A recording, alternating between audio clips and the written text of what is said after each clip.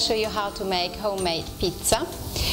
As I said at the beginning, it's important to have a different kind of flour, but that's your choice. My choice is to use soft grain, white flour, 0, because the pizza will be tender.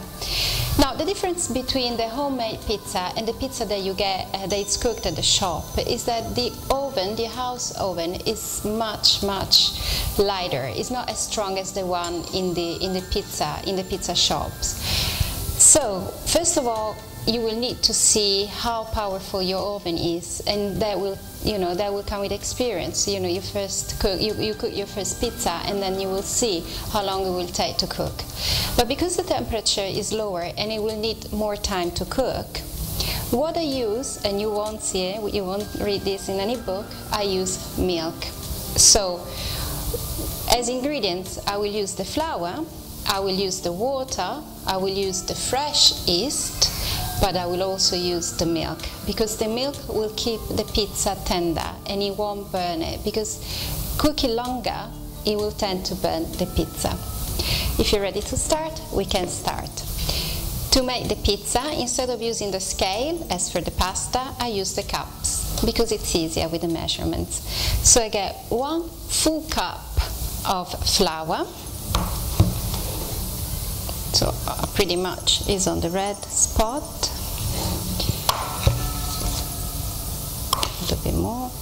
There you go. And 1 cup of flour, half cup of water. But as I said, I use also the milk. So I'm going to have 1/4 of milk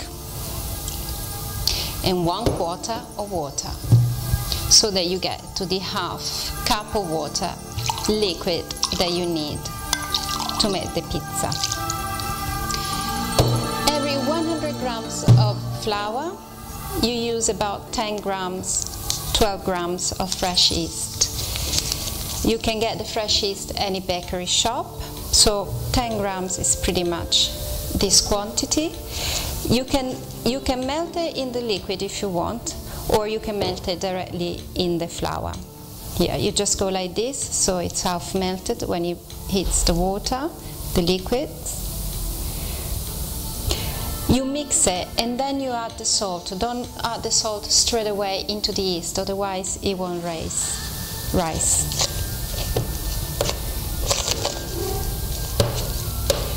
You keep mixing, you add some salt.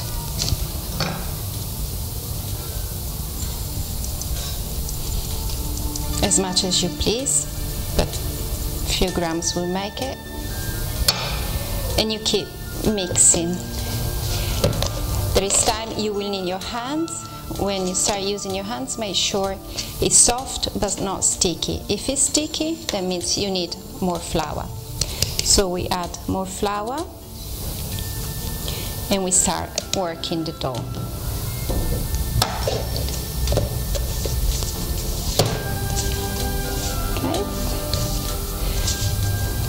Again, the base has to be soft but not sticky. If it's too hard, you can add some more liquid. If it's too sticky, you can add some more flour. Okay, this is pretty much done because it doesn't take long, but I can say that my pizza base is done.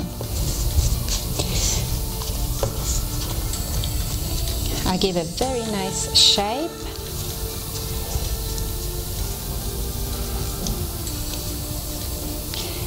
A round, nicely shaped.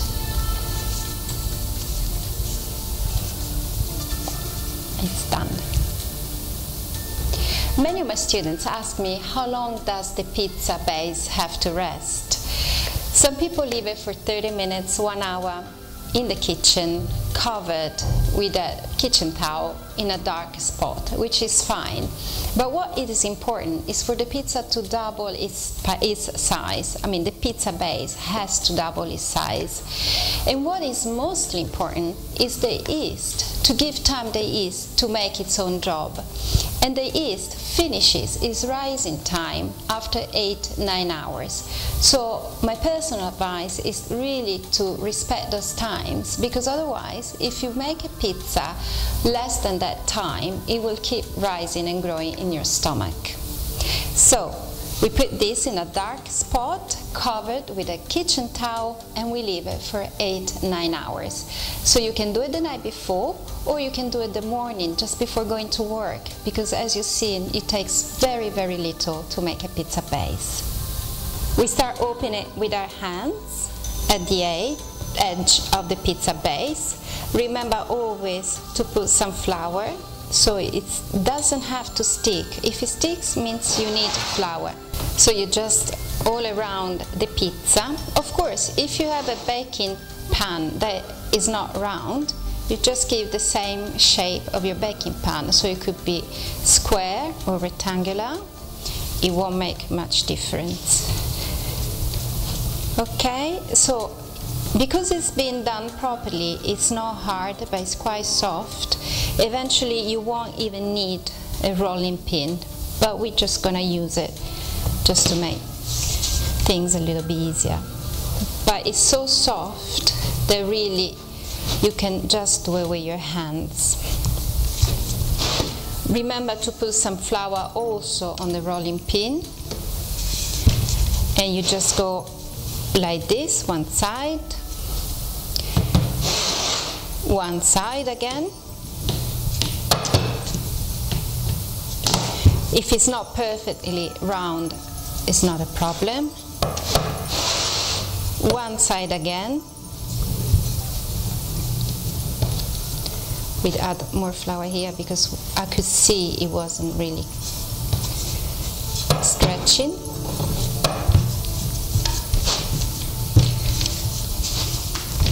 So you just roll it out in all the 4 sides of the pizza. And if it's a little bit bigger than the size of your pan, you just cut it accordingly. Okay, pretty much done. This is the base of your pizza. So we get our baking pan. We put some olive oil, just like I've done. You get a piece of kitchen paper. You go like this, also the edges. You put the pizza base on it. As I said, if it's bigger, you just cut it along the edges. You get a sharp knife and you just very gently, otherwise you're gonna ruin it.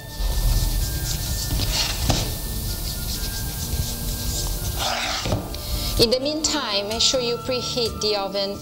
I would say around 200 to 120 degrees, because the first baking has to be a higher temperature. Then after 10-15 minutes you can lower the temperature of the oven and go to 180-190 degrees.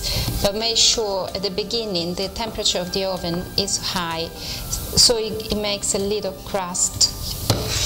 It makes a little bit crusty. Okay, now the pizza is in the tray, in the baking pan. You can season the pizza the way you do, the way you want. It's very versatile. I mean, you can cook it, eventually even put Nutella, chocolate, the chocolate cream with fruit, and it's great for the children. If you want to go more on the traditional way of making pizza, you get passata. 1 spoon, 2 spoons, 3 spoons. As you can see, I'm starting from the center of the pizza, and then I go like a spiral. I go in towards the edges of the pizza. Why I'm doing so? Because if the tomato sauce, if the passata sauce is in the middle of the pizza will become soggy. Instead, we don't want, of course, a soggy pizza. And we just distribute the tomato sauce, the passata, all around the base. Leave a little bit at the edges, just leave it out a little bit at the edges. The only thing I added is some salt, and then you can season the way you prefer. How do I cook the pizza?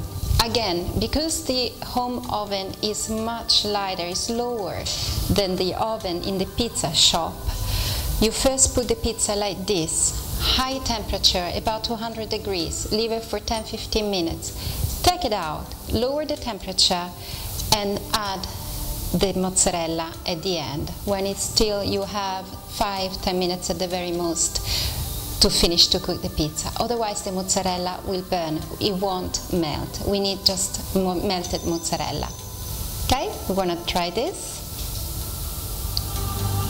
I add the ingredients that I most like. Personally, I like mozzarella and anchovies. So I'm gonna put mozzarella all over because I really like it. It's only a few minutes, 5 minutes, 10 minutes left to cook. So the mozzarella will just melt and not burn. As I said, you can add as many ingredients as you prefer. And then I'm going to put my anchovies.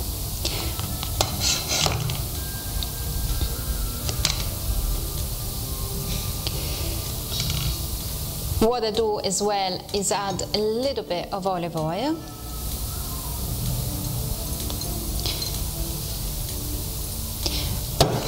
I put it back into the oven and it's ready to be eaten.